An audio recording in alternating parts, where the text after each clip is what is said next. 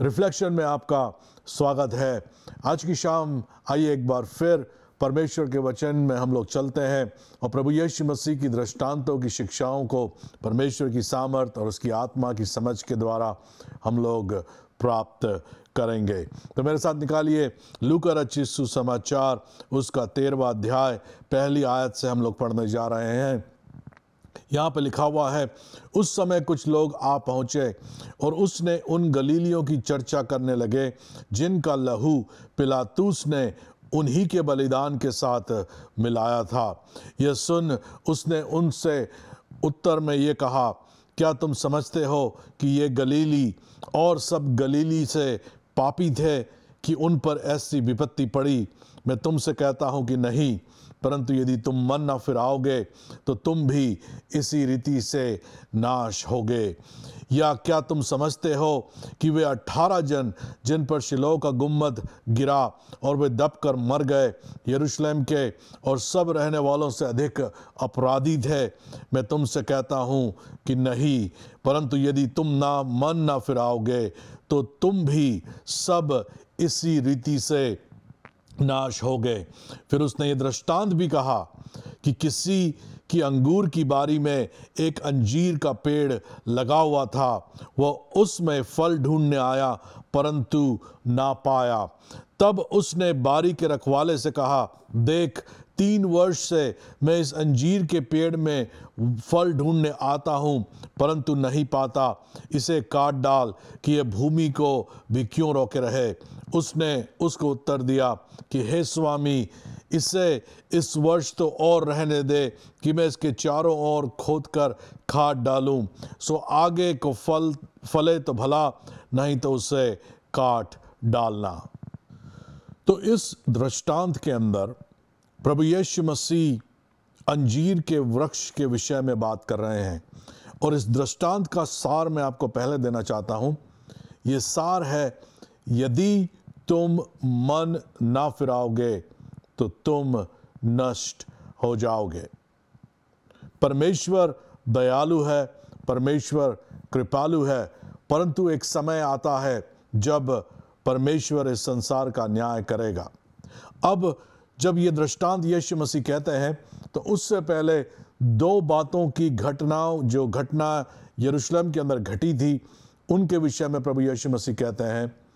पहला, वो लोगों ने आके उसे बताया कि गलीली किस प्रकार से मारे गए थे और जब वो मंदिर में बलिदान चढ़ाने गए थे तो पिलातुस ने उन्हीं का बलिदान चढ़ा दिया था। और दूसरा, प्रभु यीशु मसीह बताते हैं उस गुम्बद के विषय में जो यरूशलेम पे गिरा और 18 लोग उसके अंदर मारे गए।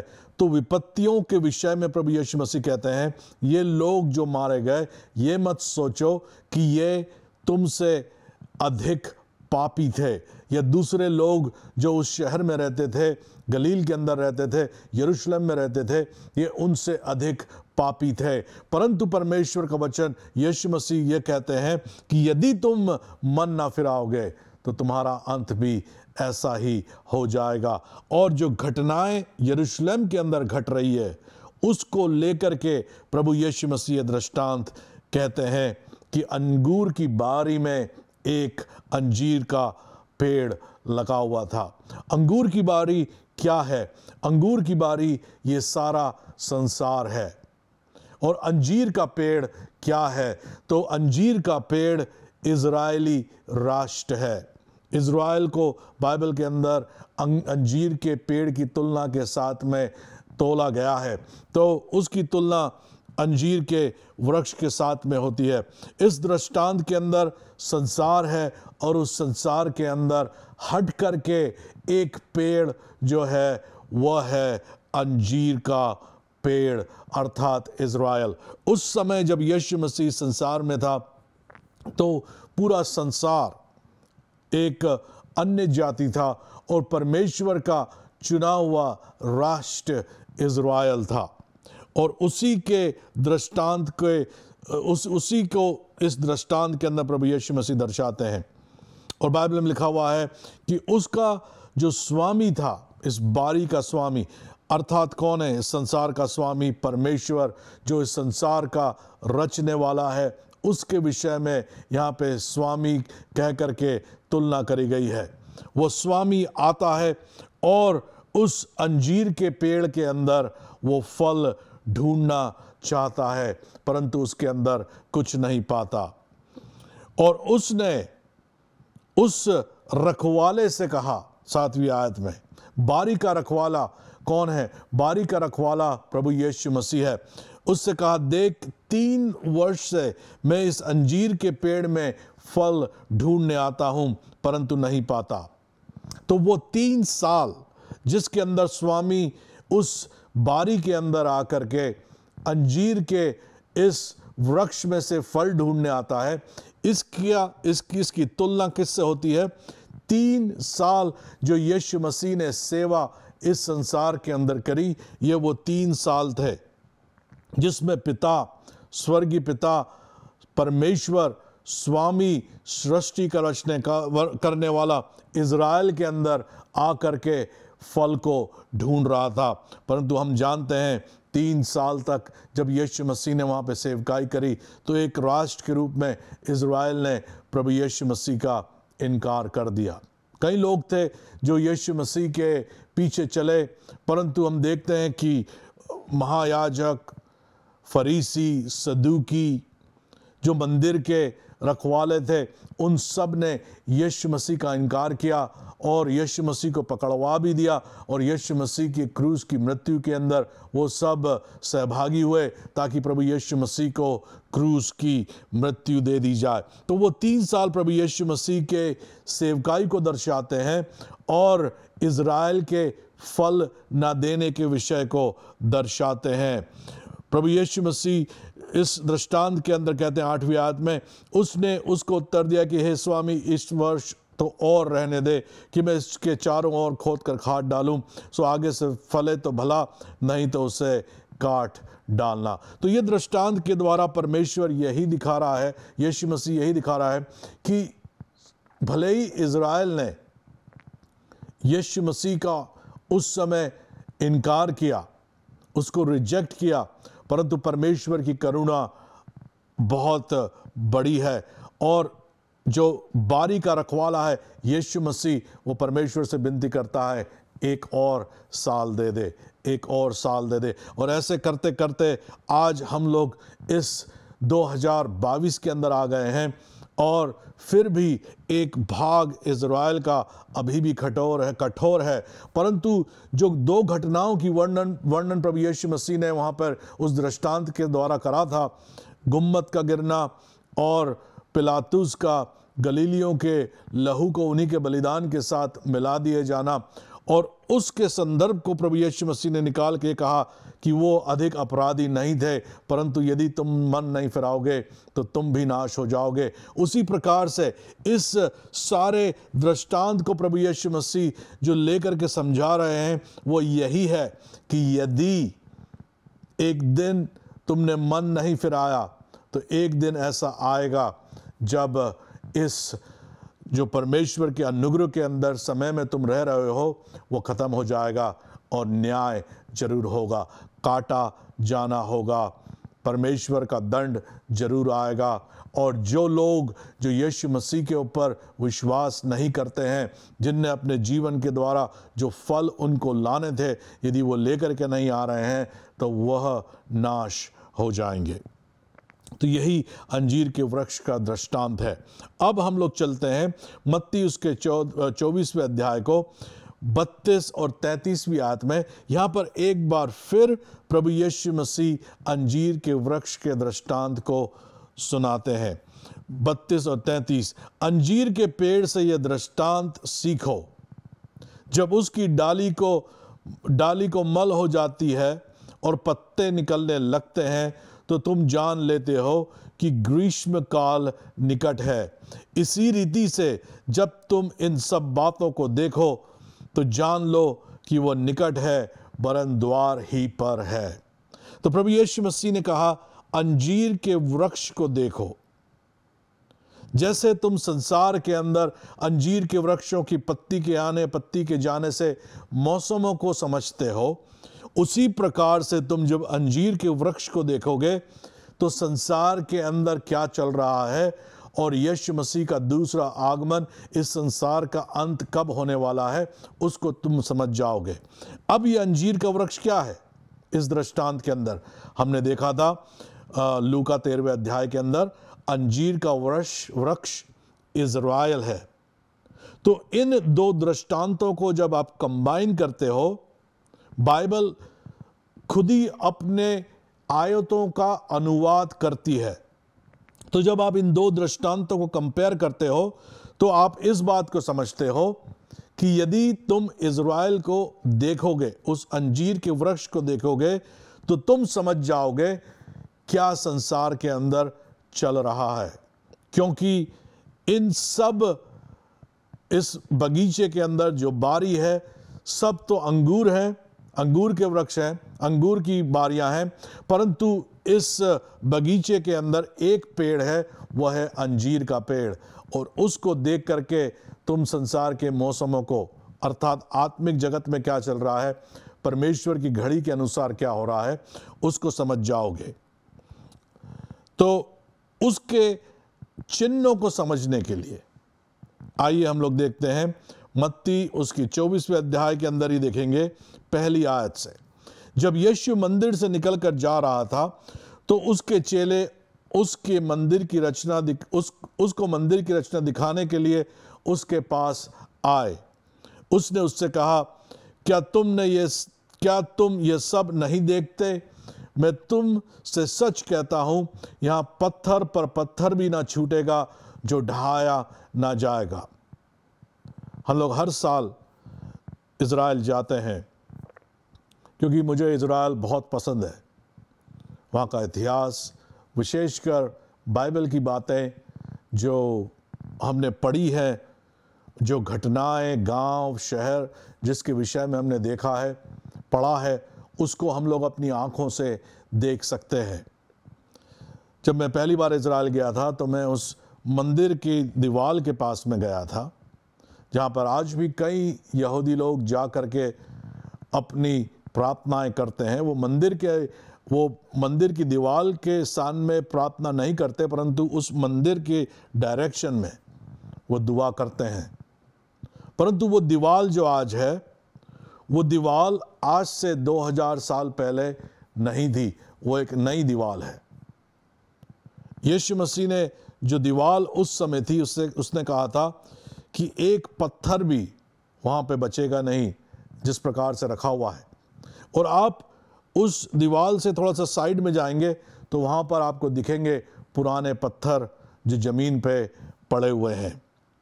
तो उस दिन जब ये चेले प्रभु यीशु मसीह को उस अद्भुत मंदिर की रचना को दिखा रहे थे, प्रभु यीशु मसीह ने भविष्य में देख के कहा, ऐसा दिन आएगा यहाँ पे पत्थर पर पत्थर भी ना छूटेगा जो ढहाया ना जाएगा। और आज भी वहीं दीवार के पास वो बड़े बड़े पत्थर पड़े हुए हैं, उनको वापस जमाया नहीं गया। वो यीशु मसीह के समयों के पत्थर हैं, परंतु जो नई दीवार अभी बनी हुई है वो नई दीवार है, तो वो सब ढा दी गई प्रभु यीशु मसीह की भविष्यवाणी के अनुसार।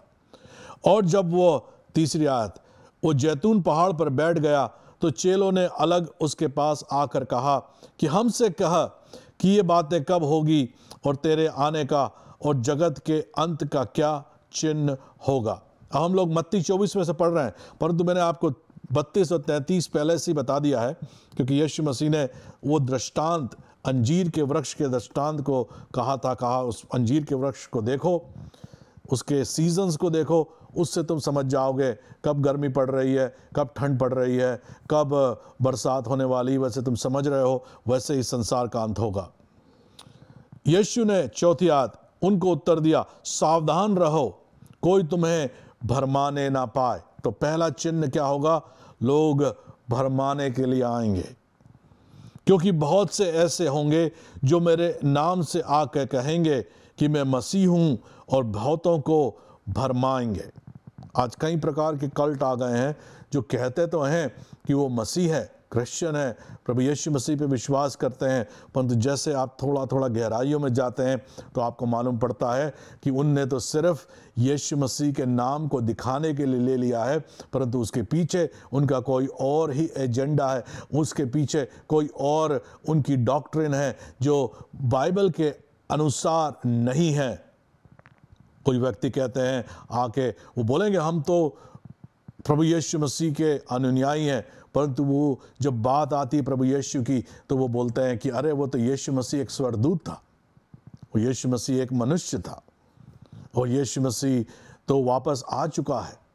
और कोई बोलता है कि पवित्र आत्मा कोई महिला है। ऐसे कई प्रकार के लोग इस संसार के अंदर आ गए हैं भरमाने के लिए, और वो सब एक झूठे मसीह बनकर के इस संसार में आए हैं। तुम लड़ाई, छठी आयत, और लड़ाइयों की चर्चा सुनोगे, देखो घबरा ना जाना, क्योंकि इनका होना अवश्य है, परंतु उस समय अंत ना होगा। क्योंकि जाति पर जाति और राज्य पर राज्य लड़ाई करेंगे, और जगह जगह अकाल पड़ेंगे और भूडोल होंगे, और ये सब बातें पीड़ाओं का आरंभ होगी। और हम लोग देख रहे हैं संसार के अंदर चल रहा है, लड़ाइयाँ चल रही है। पिछले 100 साल के अंदर कितनी लड़ाई इस संसार ने देखी है। 2 महायुद्ध हुए हैं इस संसार में, जो पहले कभी भी नहीं हुए।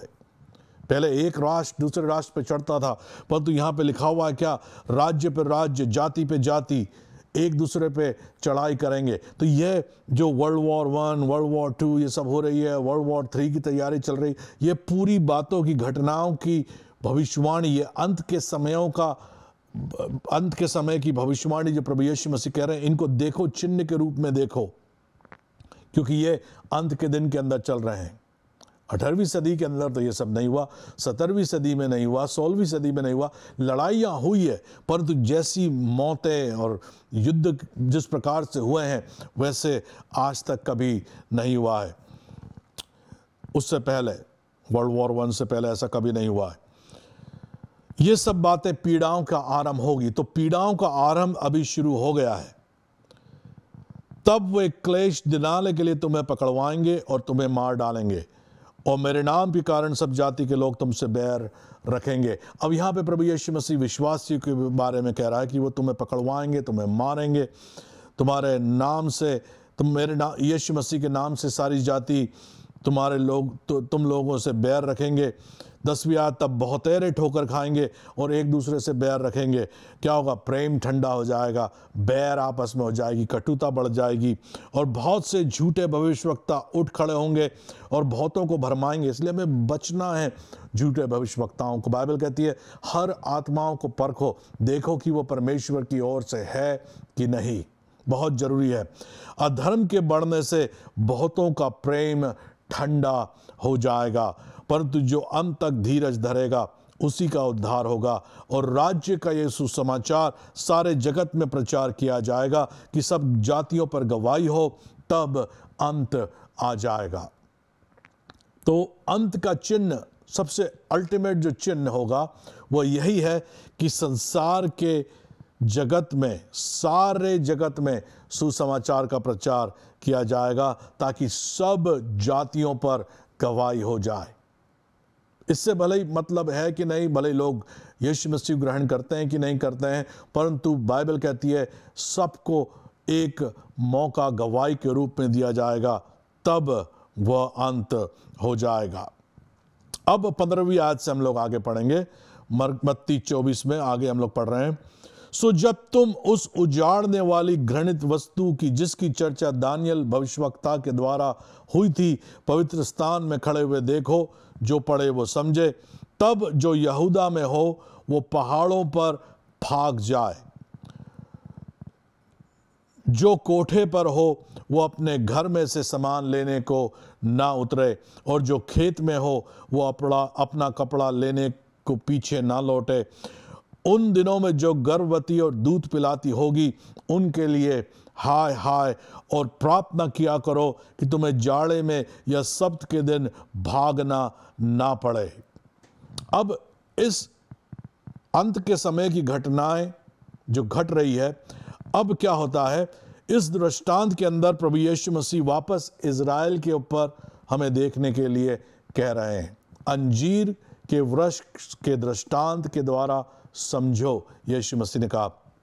15वीं आयत से वो बता रहा है प्रभु यीशु मसीह उस उजाड़ने वाली घृणित वस्तु जिसकी चर्चा दानियल भविष्यवक्ता ने करी है, पवित्र स्थान में खड़े हुए देखो।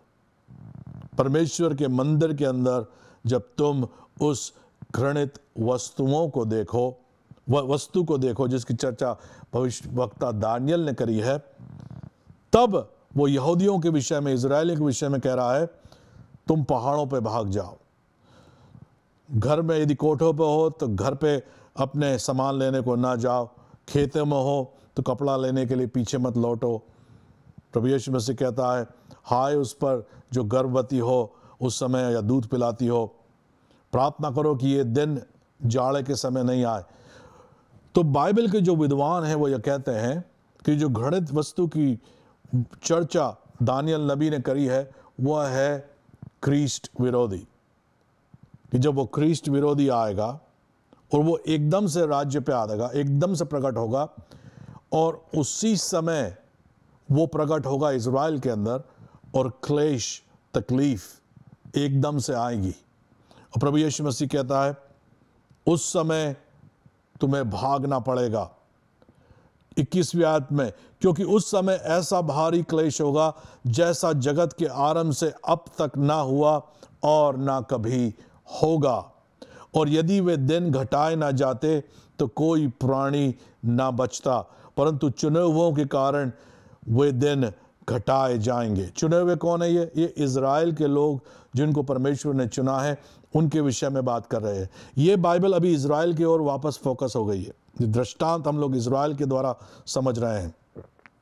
उस दिन यदि कोई तुमसे कहे कि देखो मसीह यहाँ है या वहाँ है, तो प्रतीति ना करना, क्योंकि ऐसा दिन आएगा जब लोग कहेंगे अरे मसीह आ गया है। इज़राइल के लोग अभी भी मसीह का इंतज़ार कर रहे हैं, क्योंकि उन्होंने यीशु मसीह का इनकार कर दिया। वो अभी भी उद्धारकर्ता का इंतज़ार कर रहे हैं, क्योंकि झूठे मसीह और झूठे भविष्यवक्ता उठ खड़े होंगे और बड़े चिन्ह और अद्भुत काम दिखाएंगे कि हो सके तो चुने हुए को भी भरमा दे। ये कलीसिया के विषय में बात नहीं कर रही है चुने हुए को भरमाने के लिए, परंतु वो चुने हुए लोग जो इज़राइल के अंदर है, यहूदी हैं, जिनको परमेश्वर ने चुना है अंत के समयों के लिए, उनको भरमाने के विषय में बाइबल बात कर रही है।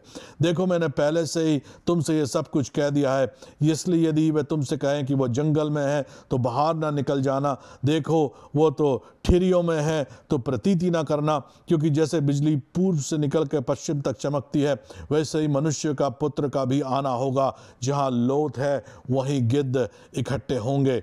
उन दिनों में क्लेश के बाद तुरंत सूर्य अंधियारा हो जाएगा और चांद का प्रकाश जाता रहेगा और तारे आकाश से गिर पड़ेंगे और आकाश की शक्तियां हिलाई जाएंगी। तब मनुष्य के पुत्र का चिन्ह आकाश में दिखाई देगा और तब पृथ्वी के सब कुलों के लोग छाती पीटेंगे और मनुष्य के पुत्र को बड़ी सामर्थ और ऐश्वर्य के साथ बादलों पर आते देखेंगे, और वह तुराई के बड़े शब्द के साथ अपने दूतों को भेजेगा और आकाश से उस छोर से इस छोर तक तारे चारों दिशा से उसके चुने हुए को इकट्ठा करेंगे। अब यह जो दृष्टांत है और ये जो भविष्यवाणी का हिस्सा हम पढ़ रहे हैं, ये पढ़ रहे हैं प्रभु यीशु मसीह के दूसरे आगमन का, जब वो इस संसार में अपने राज्य को स्थापित करने के लिए आ रहा है। इससे पहले कलीसिया उठा ली जाएगी। उसका भाग इस दृष्टांत के अंदर नहीं है, क्योंकि अभी हम लोग कहां पे ध्यान केंद्रित कर रहे हैं? इज़राइल के ऊपर। उसको देख करके हमें अपनी घड़ी समझ में आ रही है, और उस इज़राइल के राष्ट्र को देख करके प्रभु यीशु मसीह बोल रहा है, जब वो ख्रीष्ट विरोधी आएगा, और बाइबल के अनुसार वो ख्रीष्ट विरोधी अमेरिका से नहीं आएगा, वो ख्रीष्ट विरोधी इंग्लैंड से नहीं आएगा, वो फ्रांस से नहीं आएगा, वो ख्रीष्ट विरोधी का आना इज़राइल से ही है। क्योंकि यदि वो इज़राइल से नहीं निकलेगा तो वो चुनावों को भरमा नहीं सकता। उसके कहीं ना कहीं उसकी एक जड़ इज़राइल से निकल करके आएगी और लोग उसको पहले मसीहा समझ लेंगे, परंतु जब उनकी आंख खुलेगी इस दृष्टांत के अनुसार और इस भविष्यवाणी के अनुसार, कईयों की आंख खुलेगी और वो ढूंढने जाएंगे मसीहा को। उनको मालूम पड़ेगा कि ये तो सच्चा मसीहा नहीं है, ये तो झूठा है, ये तो झूठा भविष्यवक्ता है, वो चिन्ह और चमत्कार दिखा रहा है परंतु ये परमेश्वर की ओर से नहीं है, ये तो शैतान है। तो उस समय कई प्रकार के झूठे लोग भी खड़े होंगे, कहेंगे अरे मसीह वहाँ है, बचाने वाला वहाँ है, और प्रभु यीशु मसीह बोल रहा है नहीं, ऐसा कुछ भी नहीं होगा, क्योंकि मैं तो आसमान से उस समय आऊँगा। और उस समय कई लोग इज़राइल के बचेंगे जो इस क्लेश से निकलेंगे। और बाइबल कहती है ऐसी पीड़ा संसार के अंदर होगी जो आज तक नहीं हुई है। यदि परमेश्वर अपने सामर्थ के द्वारा उन पीड़ाओं को घटाता नहीं तो संसार का कोई भी प्राणी जीवित नहीं बचता। तो यदि आप परमेश्वर के टाइम टेबल को देखना चाहते हैं तो अंजीर के वृक्ष की ओर देखो, इज़राइल को देखो, और इज़राइल के अंदर क्या चल रहा है, इज़राइल किस स्थान पे खड़ा हुआ है, उसको देख करके आप समझ जाएंगे इस संसार में क्या घटनाएं घट रही है। आज से कई साल पहले लोग बाइबल का ठट्टा उड़ा के कहते थे अरे यीशु मसीह कैसे आएगा, अंजीर का वृक्ष तो बारी के अंदर है ही नहीं, इज़राइल राष्ट्र इस संसार में है ही नहीं।